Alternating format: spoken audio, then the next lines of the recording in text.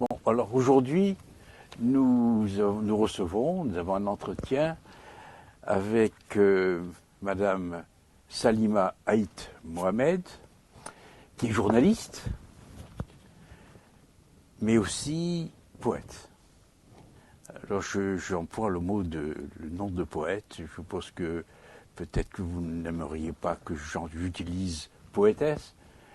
Ça n'a pas trop d'importance. N'a pas d'importance, très bien. C'est l'essence du mot qui compte. Voilà, tout à fait. Qui est poète d'origine kabyle, poète algérienne, et qui vit en France depuis 1995. Vous avez, alors je ne vais pas énumérer tous vos diplômes, mais vous êtes quelques-uns. Oui, vous êtes licencié en philosophie, en ethnologie, et vous faites des recherches sur le verbe, les métaphores, pour dénoncer les extrémistes. Et j'aime bien le mot que vous utilisez, qui est celui d'extrémiste. De tous bords. De tous bords. De tous bords. Pour célébrer, eux l'utilisent pour célébrer un monde dit fraternel, mais là-dessus, vous avez beaucoup de choses à dire. Oui, je pense. La Méditerranée est le trait d'union entre nous. Oui. C'est votre monde, c'est celui dans lequel vous avez vos sources et les sources de votre poésie en particulier. Mais il y en a d'autres qui sont au moins aussi importantes, je pense, il me semble, à la lecture de vos poèmes. Alors, j'ai entre les mains un très beau recueil de poèmes qui s'intitule D'Alger et d'amour. Très beau poème. Et nous allons essayer de voir avec vous, si vous voulez bien, les sources profondes, les sources en vous, les sources en dehors de vous de ces poèmes, qui renvoient, on va le voir tout de suite, c'est pas artificiel, c'est pas une invention, que vos poèmes eux-mêmes, ces sources auxquelles ces poèmes eux-mêmes nous renvoient. Alors j'aimerais commencer par une petite indication, avant de lire quelques-uns des poèmes et de vous interroger sur leurs sources. Ces poèmes se présentent, à mon sens, mais peut-être que vous ne serez pas d'accord, comme des sortes de manifestations de l'esprit en eux-mêmes, ou bien ils renvoient à des moments d'inspiration et des moments de révélation de l'esprit. Mais je crois que le sens premier de la poésie, c'est cela. Tel qu'il a été forgé par les Grecs, il me semble que c'est le premier sens. On est toujours dans un état second lorsqu'on écrit. Et cet état, c'est celui qui échappe justement à l'emprise du quotidien, à l'emprise de la peur, à l'emprise du doute. Et c'est ce qui fait la parole d'abord instantanée, la parole d'urgence, la parole d'espérance. Après, évidemment, une fois qu'il est établi, le verbe échappe à son auteur. Il appartient à celui qui le reçoit. Et celui qui le reçoit peut lui donner sa compréhension, son esprit à lui, son imaginaire, etc. Donc il y a deux temps. Il y a le temps de la création, de l'inspiration, et puis il y a le temps de la réception et de la lecture. Donc je pense que ce sont deux temps qui peuvent se compléter, mais qui peuvent complètement différer et avoir deux lectures différentes. Et d'ailleurs, je crois que tout poète équilibré autorise cette liberté de lecture qui est très essentielle en littérature. Alors je vais commencer par la lecture très brève de passages. Inéluctablement, peut-être accepteriez-vous de le lire à ma place? Allez, on va Inéluctablement, ce poème, la page 13.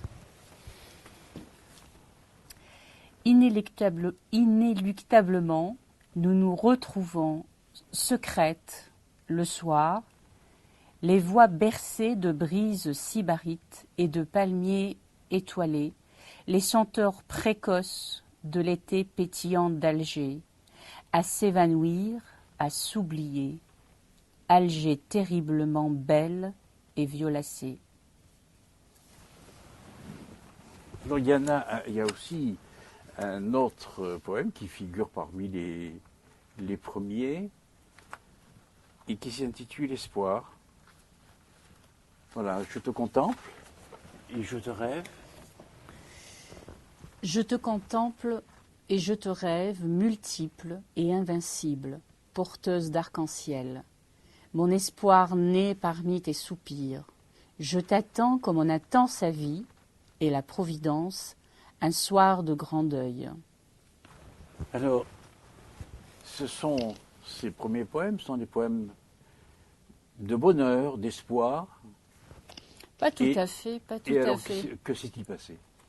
Après, on a des poèmes qui sont beaucoup plus sombres. Hein. Je vais peut-être en donner un. Voilà. 43. Qui a dépossédé Alger de ses oasis de paix? Qui a arraché Alger à ses songes d'enfant? Qui a déterré les démons de la frêle cité? Qui a ébranlé ses remparts d'ivoire à l'encens sacrifié? Alors, que s'est-il passé entre ces poèmes d'espoir Ces poèmes ont été écrits dans une période qui est une période positive d'un point de vue hormonal, si je puis dire. Pourquoi? Parce que j'attendais ma fille. Mais ce sont des poèmes qui sont écrits en référence à des événements qui se sont passés début des années 90 en Alger, plus précisément, et en Kabylie un petit peu, où l'Algérie, très globalement, était sous l'emprise de cette inquiétude terrible qui est le terrorisme. Et donc, il y a incessamment un regard qui est porté sur la douleur, sur le deuil, sur la tragédie, mais ce regard ne se brise pas sur ces choses affreuses. Ce regard est enveloppé d'espérance. Et je pense que le poète est un fabricant d'espérance, même face au deuil, même face à la guerre, même face à l'exil, il est enveloppé d'espérance.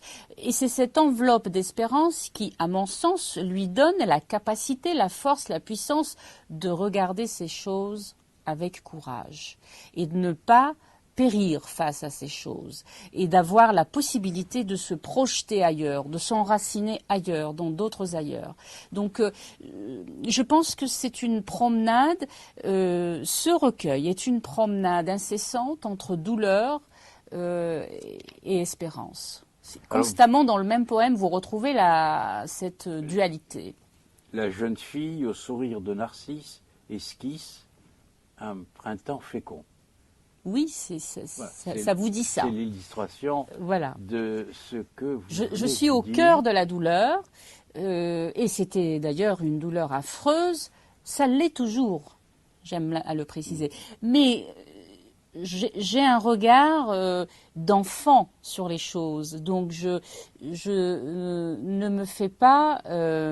je ne laisse pas la douleur me briser. Je ne laisse pas la guerre abuser de mon espérance. Donc je veille. Et c'est ça la lutte en réalité. C'est d'être face à sa propre, j'allais dire sa propre mort, sa propre destruction, et d'y tenir avec ce sourire d'espoir et ce sourire de foi en la vie, en l'humain, et en ce changement ou cette renaissance qui de toute façon est là. Elle est proche, donc voilà, on ne faiblit pas, on est face au deuil, mais on regarde l'avenir. Alors j'ai beaucoup aimé un poème qui parle du front de mer d'Alger. Oui. J'arpente douloureusement les arcades tamisées du front de mer, entre guillemets, et de la porte de la rivière. Alors la porte de la rivière... C'est Bab el Oued. C'est Bab el Oued. Voilà. C'est Donc le nom Voilà, c'est la porte de la rivière. C'est vraiment d'ailleurs géographiquement une porte de rivière. Et c'est un endroit qui est pas un de mes quartiers, puisque moi je suis née, j'ai grandi dans le quartier de la Poste, donc vraiment sur le front de mer. Oui. Mais c'est un quartier populaire qui est aux frontières de cet Alger un peu citadin, un peu édulcoré. Donc oui, on arpente ces rues qui sont en proie à cette agitation, à cette douleur. C'est les nôtres, mais on a du mal à les traverser avec sérénité, avec bonheur. Donc, mais on s'y attache quand même, parce que c'est soi-même. Donc, Alors il y a une petite strophe qui m'a frappé, qui dit « Alors les anges affaiblis d'attendre et d'espérer s'exilent ».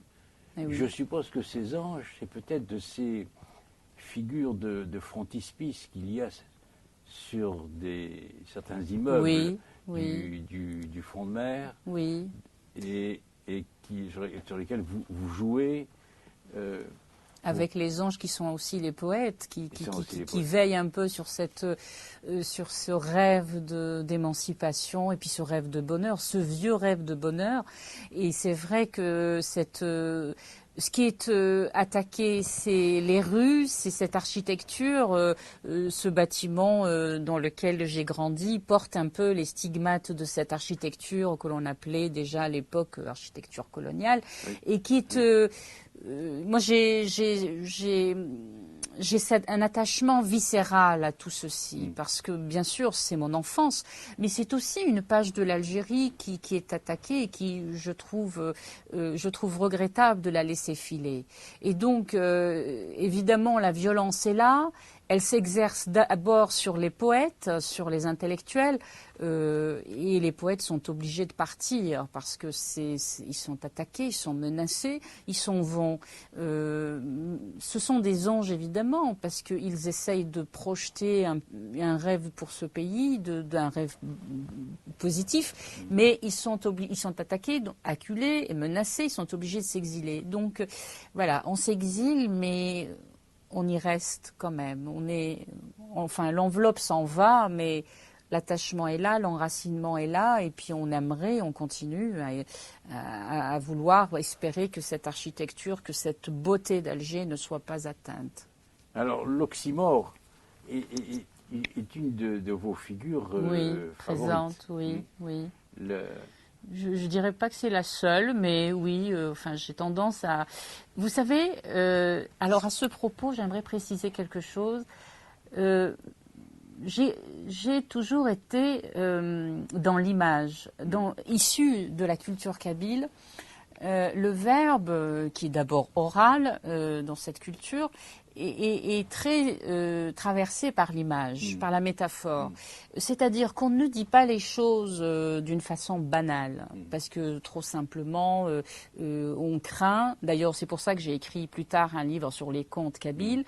C'est parce que l'image est forte, est plus forte, et qu'on est dans une culture donc orale. Le verbe est mesuré. D'ailleurs, en Kabylie, j'ai toujours entendu ma grand-mère dire « Faites attention à ce que vous dites. Vous ne reprenez pas les mots déjà livrés. Donc, tâchez à ce qu'ils soient livrés correctement, à ce qu'avec ce mot, il y ait du sens. Donc, le sens est important et peut-être mon obsession à utiliser la métaphore, à utiliser des images, viendrait-elle de là. Mais de toute façon, je trouve qu'en poésie, c'est un territoire où l'on peut vraiment abuser beaucoup de figures littéraires parce que c'est un territoire de liberté, donc on peut oser. C'est ce qui est peut-être peu possible ailleurs. Il y a un défi peut-être au sens, mais est-ce qu'il n'y a pas là aussi le reflet d'une expérience personnelle qui est celle de la contradiction, du conflit, de l'union des contraires, des racines qui plongent dans des conflits. Je dirais pas des racines qui plongent dans le conflit, mais peut-être j'y ai quelquefois pensé des racines qui plongent dans la censure, du non-dit. C'est-à-dire que moi, je suis née dans un pays qui se dit indépendant, mais où la parole n'était pas libre. Donc, au-delà de cette dimension culturelle kabyle qui est celle de traverser des circuits et des choses pour pouvoir dire enfin les choses, il y a aussi le fait d'être frappé par un interdit, par une transgression. Donc, il ne faut pas avoir un langage direct. Il faut essayer de dire les choses sans pouvoir provoquer, sans pouvoir s'attirer des ennuis. Donc, quelquefois aussi, je pense que c'est un vieux réflexe. Je me rappelle qu'à 18 ans, par exemple, j'avais créé une revue de poésie avec des copains. Là, on faisait très attention à ce qu'on disait parce que on savait pertinemment que la parole n'était pas libre et qu'on pouvait attirer justement l'attention de ceux qui regardent justement l'expression. Eh bien, on s'était approprié le symbole, par exemple, dire les choses symboliquement au lieu de les dire directement. C'est-à-dire que c'est un masque. Oui, on est obligé d'avancer masqué. masque. Voilà, oui, on est obligé. On est Un obligé. élément cachant l'autre. C'est un réflexe d'autodéfense, en Oui, fait. Dans l'ambiguïté. Pas dans l'ambiguïté. Non, moi je dirais pas l'ambiguïté, parce qu'on était quand même clair sur le fond. Je dirais qu'on empruntait peut-être inconsciemment des masques pour ne pas être ennuyé, pour ne pas être traqué. Et puis, en tant que femme, il y a aussi d'autres interdits qui s'ajoutent à toute la somme d'interdits qui existent déjà pour tous. Donc, les interdits qui frappent les femmes, c'est de ne pas dénoncer cette situation justement d'infériorité, ce manque de liberté, ce manque d'émancipation, et puis ne pas s'attirer les foudres de la religion, de la politique. Enfin, il y a tellement de contraintes que finalement le verbe doit être, j'allais dire, mesuré, rempli de choses essentielles. Et d'ailleurs, la poésie, vous qui connaissez très bien la littérature algérienne, vous savez très bien que ce pays a donné beaucoup de poètes et que cette poésie a souvent été la poésie de l'engagement. On a dénoncé du temps du colonialisme, justement, le colonialisme, et puis plus tard, on a dénoncé la tyrannie, le despotisme des dirigeants. Donc ça a été toujours un porte-drapeau pour des revendications de liberté, d'émancipation, d'égalité et de démocratie. Alors je vais vous citer un dernier passage de cette première partie. Alors je m'excuse pour aller plus vite, je vais le lire. La baie blanche et bleuâtre rugit de douleur et pleure ardemment l'histoire blessée, avec un H majuscule. Eh oui. Alors l'histoire blessée, cela renvoie à toute l'histoire d'Alger. La colonisation.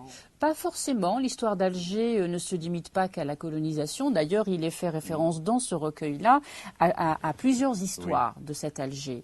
L'une de ces histoires, c'est l'histoire de la colonisation, bien entendu. C'est certainement celle à laquelle j'ai été personnellement et dans ma famille le plus confrontée, parce qu'elle était dans la mémoire. Et qui ressurgit. Alors, il y a des chemins secrets, profonds, qui aboutissent à cette image qui reste disons, distanciée. La baie qui rugit de douleur, c'est une très belle image qui exprime le drame. Absolument, mais le drame de cette ville est absolu. De l'histoire avec un H majuscule, là, il y a une distanciation. Et on retrouve constamment cette pudeur. Oui, parce que, alors la pudeur, vous avez utilisé, Max, le mot exact, parce que le kabyle est caractérisé par sa pudeur. Tout en étant quelqu'un qui est revendicatif, toujours dans la revendication. Bon, moi je trouve que ce pays, cette distanciation n'est pas seulement la mienne, c'est celle du pays aussi par rapport à son histoire. C'est un pays qui a du mal, l'Algérie est un pays qui a du mal à regarder son histoire, parce que trop violente, parce que trop traversée par la tragédie. Donc ça se lit aussi dans ma petite histoire, puisque cette histoire tragique et très violente, j'ai du mal à l'assumer, j'ai du mal à la regarder. D'ailleurs, je le dis en ce moment, je ne regarde même mon histoire personnelle de cette colonisation, je n'apprends à la regarder que depuis peu. Il m'a fallu tellement d'années à trouver le juste regard. J'appelle le juste regard celui qui est déchargé de la douleur. Déchargé du conflit auquel vous faisiez référence tout à l'heure, déchargé de la sublimation aussi de la douleur, parce que quand on est dans une souffrance, on vous transmet la souffrance. Elle est là, elle est présente, elle traverse d'ailleurs inconsciemment l'écriture. Mais à un moment donné, on se rend compte que, justement, il faut l'aborder, il faut aller vers pour pouvoir, justement, en revenir serein. Et donc, la rencontre avec cette histoire, c'est aussi la rencontre avec ce pays, avec ma propre mémoire. Et je pense que ce recueil... l'ambivalence à laquelle vous faisiez référence tout à l'heure est sans doute celle-là. Il est effarant d'ouvrir les yeux sur une histoire difficile et de la supporter individuellement. On a besoin de lire, d'écouter, de s'armer de courage, de regarder les autres histoires tragiques ailleurs pour pouvoir relativiser la sienne. La violence est tapie derrière. Elle est tenue à distance ou elle pèse. Je pense qu'elle est affrontée. Je pense que la violence est affrontée. Oui. Et que parce qu'elle est affrontée, on n'en sort pas indemne, on est traversé par cette douleur. Mais je pense aussi que le fait d'avoir mis les mots sur cette douleur, de l'avoir chosifiée, si je puis dire, fait qu'elle ne fait plus partie de nous. Elle est sujet. Et c'est ce sujet que j'interroge à travers cet écrit, mais d'autres aussi. Elle est aussi enchantée parce que je ne peux pas résister au plaisir de lire la dernière strophe. Les parfums d'antan, la nouba de jadis, l'air de jouvence, infime brin d'absolu. Oui. Là, il y a un rêve. Oui. Un rêve nostalgique. Oui, la nouba étant est dans le passé. La nouba est dans le passé et la nouba c'est le chant des femmes. Oui. C'est le chant andalou des femmes. C'est un brin de ce que je considère. Alors, qu'est-ce qui est absolu en fait? C'est la beauté de cette cité. C'est l'authenticité de cette cité qui nous a finalement, à moi, à ma génération, n'a jamais été livrée, puisqu'on nous livre que des petits morceaux de l'histoire. Et ça, en cela, je dénonce justement. Ça, c'est la violence symbolique. Oui, mais elle est... Justement, ce que je regrette, c'est que j'aspire à cet absolu comme tout poète, mais que je ne peux pas le faire. Je suis empêchée de le faire. Je suis dans un pays où, si je dois résumer, toutes les libertés sont compromises. Donc finalement, même la liberté d'aller à la rencontre de son histoire, de l'histoire de sa ville, n'est pas.